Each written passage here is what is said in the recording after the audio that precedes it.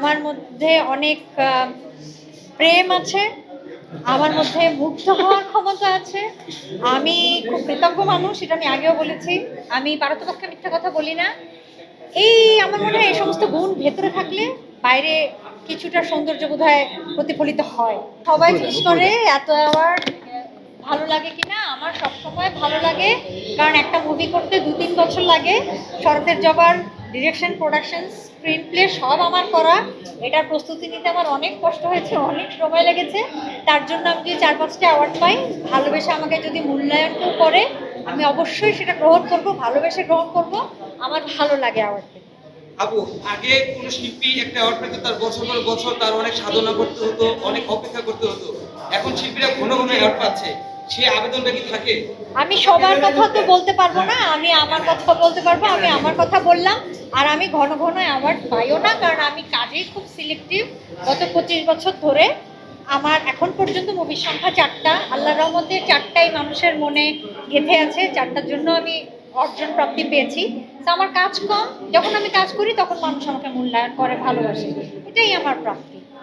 বর্তমান সময়ে তো অনেক সাংবাদিকদের মুখোমুখি হচ্ছে, সবচেয়ে কোন প্রশ্নের বেশি মুখোমুখি হচ্ছে? ওই যে রহস্য কি? রহস্য কি? কিসের রহস্য? মানে কিভাবে এরকম থাকা যায়, এটাই। আমি জানি না, আমার তো মনে হয় আমি খুবই এভারেজ, কিন্তু তুমিই তো প্রশ্ন করো সবচেয়ে বেশি। রহস্য কি? রহস্য তো আর অনেক কিছু আছে। রহস্য আমি বলেছি, আমি সবসময় যা বলি তাই। রহস্য কি চেঞ্জ হয় 2 দিন পর পর? আমি তো বলেছি যে আমি কিছু, মানে এগুলোকে আমি গুণ বলি। শাড়ির লুক না হ্যাঁ, রূপের না এগুলো সৌন্দর্য? কিছু না। আমি কিছু বিষয় নিজের মধ্যে ধারণ করি, লালন করি। যেমন আমার মধ্যে অনেক প্রেম আছে, আমার মধ্যে মুগ্ধ হওয়ার ক্ষমতা আছে। আমি খুব কৃতজ্ঞ মানুষ, এটা আমি আগেও বলেছি। আমি পারতপক্ষে মিথ্যা কথা বলি না। এই আমার মনে হয় এই সমস্ত গুণ ভেতরে থাকলে বাইরে কিছুটা সৌন্দর্য বোধহয় প্রতিফলিত হয়।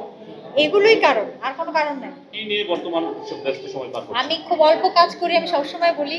আমি 8 বছর পর শরতের জবা করেছি, এবং সব আমি করি, খুব মনোযোগ দিয়ে কাজ করি। সো আমার কাজে একটু সময় লাগে।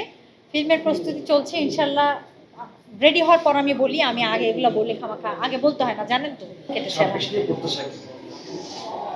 আমি না খুব বেশি ফিউচার নিয়ে চিন্তা করি না, কারণ সত্যি কথা যদি আমরা বলি তাহলে আমরা জানি না 1 মিনিট পর কি হবে।